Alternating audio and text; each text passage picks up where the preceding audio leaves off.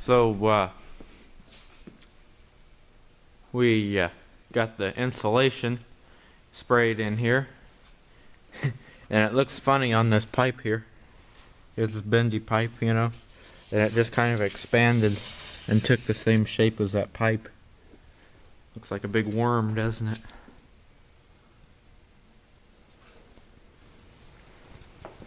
So I wasn't here for the insulation process, but this is why we had to pull everything out of here and stick it in the garage, because the barn was getting insulated. And this random pole here doesn't look so ridiculous now with the foam in there. It looked kind of funny before because they just kind of put this all on here last minute when they needed the welder. So it was just kind of funny looking. So it doesn't look as goofy with the insulation in here now.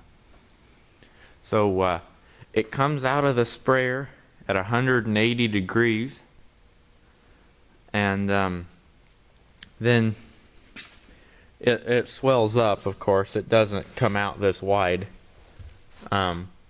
I don't know, I wasn't here for it, so I don't know exactly how wide it is when it comes out, but Papa said it expands like crazy. So you can see the different layers and the texture of the insulation here. And according to Papa, it wasn't super messy, so we actually didn't need to make the gargantuan tarp that we made, but it does kind of make this look a little cleaner. It did split down the middle, but I guess it kept any dust from getting on the truck or the scaffolding. Looks like somehow they managed to get it behind the garage door spring, which is kind of interesting.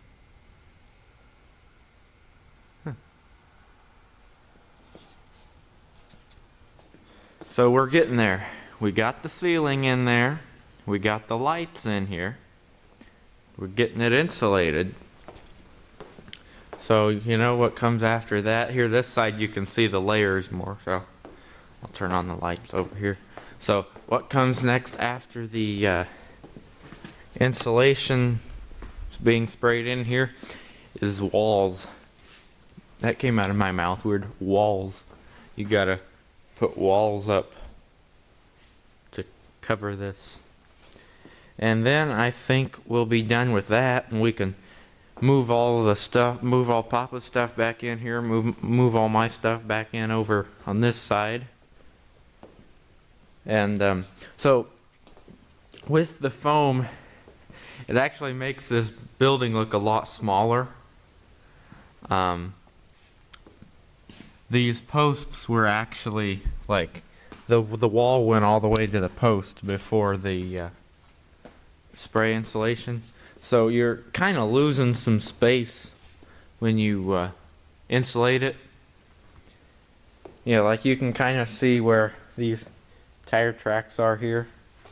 It was scooted up this way, but and I had the bike just kind of leaned against the wall and stuff. So you lose a little bit of space when you do this, but it keeps it a little warmer in here. It's not super warm in here right now, but when we get that heater going in here, it keeps the heat from escaping. It doesn't really like heat it all the time, but when you're in here and you have the heater going, it insulates it pretty good.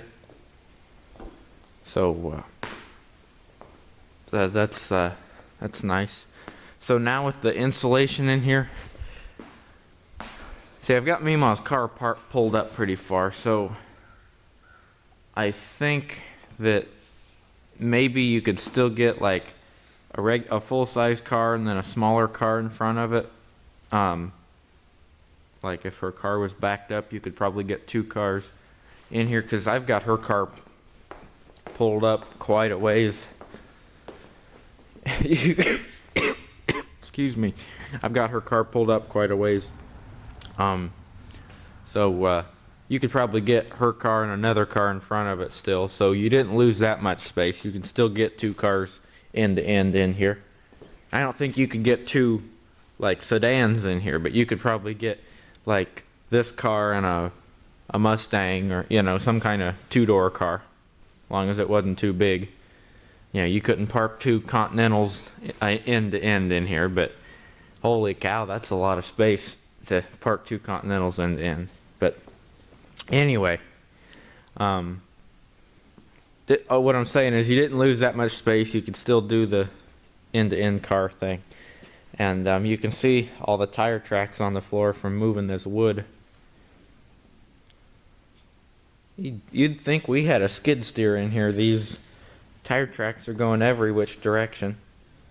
But it's not a skid steer. We just use the John Deere tractor, because the Power Kings don't have a bucket on them. Although it'd be, if Jerry's tractor worked, we're always working on it. But if that Jerry's tractor's the bigger Power King, it doesn't work. Okay, if it worked and it had a bucket on it, it would be awesome. The only thing that makes this better than Jerry's tractor is that this is 4-wheel drive, and sometimes that's nice. An example of when that's nice is when we were pulling the black truck out of the barn. We were pulling the black truck out of the garage, I guess I should say, the garage over there, and I had the Power King over here in the mud, and its little tires were spinning, and we just couldn't get it to keep pulling that truck. So we unhooked the Power King and hooked the John Deere up to it, and pulled the truck the rest of the way out. So sometimes the 4-wheel drive does come in handy. I still like the Power King a lot better than the John Deere, but it's good for some things. I'm not as against it as I was when it first came. But so the barn is getting a lot more done, and I'll show you. You're probably, if you have followed up on the videos, you're probably kind of wondering where the Power King's at, and maybe the trailer, because it was sitting right here where the Trailblazer's at. So Papa managed to. It was snowing when they got some insulation on the box there, but it was snowing when the insulation guy came. So let's open this up. You can hear that door is frozen.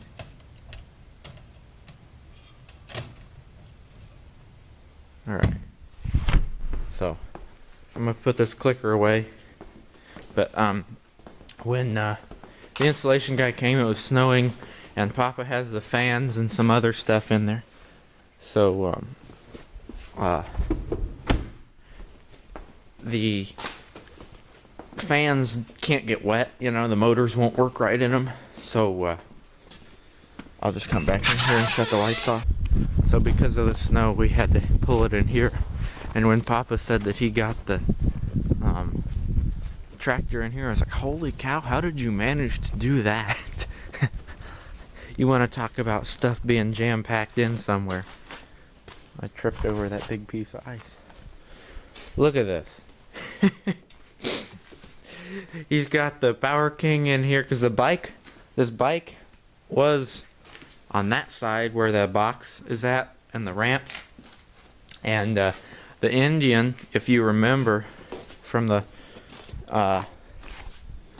from one of the other videos, it was sitting right here where the cart is at right now. So there's some of the fans and stuff I was talking about, and the Sawzall's down there, and it's stuff that shouldn't really get wet.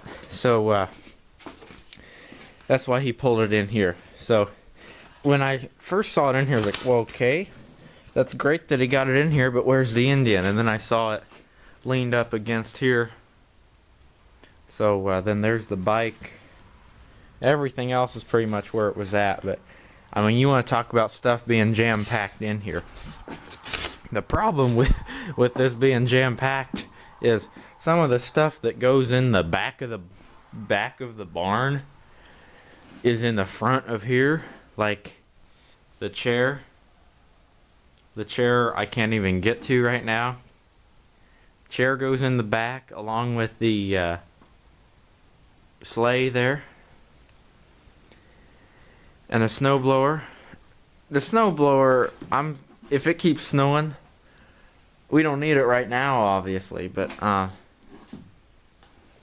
we may need the snowblower pretty soon, so we gotta get the game going on the barn there. Yeah, I mean, you just got everything. Everything in here is touching everything else. You got the tractor kissing the wagon there, and the cart jammed up almost against the back of the tractor here. It's just barely sitting on the box. Then you got the table to the back of the other Power King. That's Jerry's tractor. Doesn't work. Got the welding cart kind of jammed in between everything with the wheelbarrow, the snowblower, and the other cart there, and the chair. You got all the shovels and rakes and stuff back there hiding the air compressor. Then the saw's just kind of randomly thrown in here, along with the file cabinet. And I think there's another cart in front of Jerry's tractor, and also a lift for a car, like not a lift, but a jack for a car. And then the fan. So we got everything just kind of pushed in here as good as we can for now. And since I closed that barn, I guess I gotta crawl over the tractor again to shut the door here. So I managed to crawl over everything. That's where that chain went. They left it on the tractor. I wondered where that chain was at. Yeah, and we've got everything stored in trash cans, and everything's just kind of jammed up against each other here. So I'm gonna shut this door here, and probably just end the video here. So I hope you enjoyed the video. Just kind of giving you an update on what all's going on here. Still got everything under the boat there.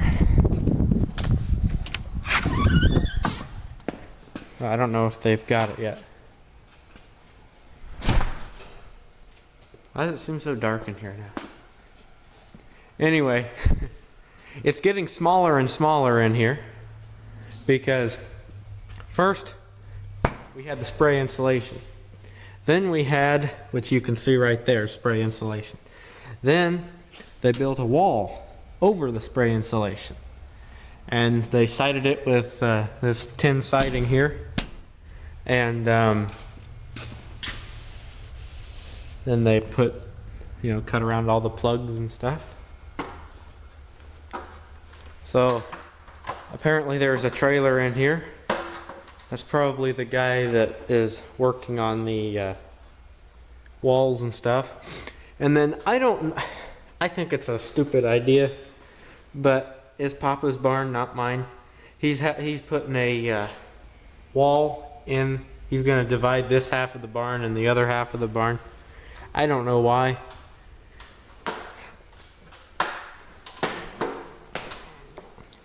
But that's what he's doing.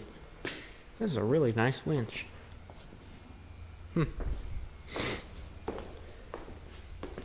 So our giant tarp we made, holding up pretty good for the most part. It tore in the back, which I'll show you later. Oh, here's a good what's going on here. Except for the fact that this is tore out of the wall.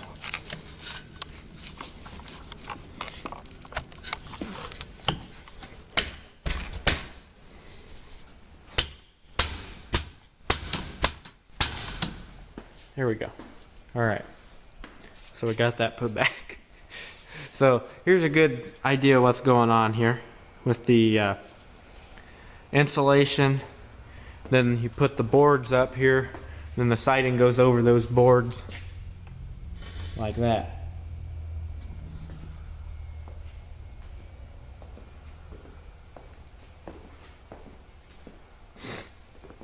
It's a nice trailer.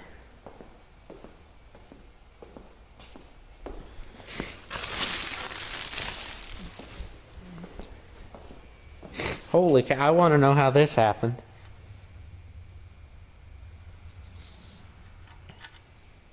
What hit the fender that chewed a big hole in it? Alright, so got the trailer here. Trailer of whoever's working on the building here. So you can see all the tin and the supplies he's got laid out here. I assume this is all the scraps of tin.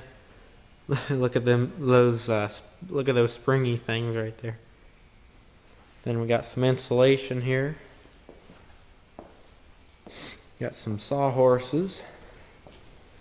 And that's the tear I was talking about. You can see where it split. Got his batteries charging over there, or they were charging. Another extension cord. A mound of a combination of different types of dust, it looks like, sawdust and other dust. Got some more tools. Lots of tools. That's a cool bucket. That's a really cool bucket. I like that. So it's full of screws and nails. And then if you cross over to this other wall here, it's echoey. Very echoey. Find our light switch here. And wow, we've lost this looks so small compared to what it was before. Man, we've severely limited the size of this building. Even more. So looks like he left the tractor here from plowing the snow. But if he had this tractor in here and this part's done, I don't know why his car and Meemaw's car aren't back in here. But whatever. So this is supposed to be my side of the barn here. You can see where my stuff was. My lawnmower kind of made a tire mark. So what I'm thinking is, you know those steel shelves that they sell at well, pretty much like the places like Menards. I got mine at Aldi, but they also sell them at Menards. You know, they have them like those steel shelves, and they hold up to like 1,500 pounds, which is, for the price of the shelves, is pretty good. The price of the shelf is pretty cheap for as nice as the shelves are. So anyway, I'm thinking buy some of those shelves, and you know, you put them together and then you can put them up against the wall or whatever. You don't have to like hang them on the wall. They're like that TV stand. They can sit anywhere. Actually, they're about the size of that TV stand. They're maybe a foot taller, and they're silver. And I'm thinking I'm gonna buy a couple of those and stick them in here. And then that'll be my stuff over there. So got the heater plugged in over here. I guess I'll shut the lights off in here now.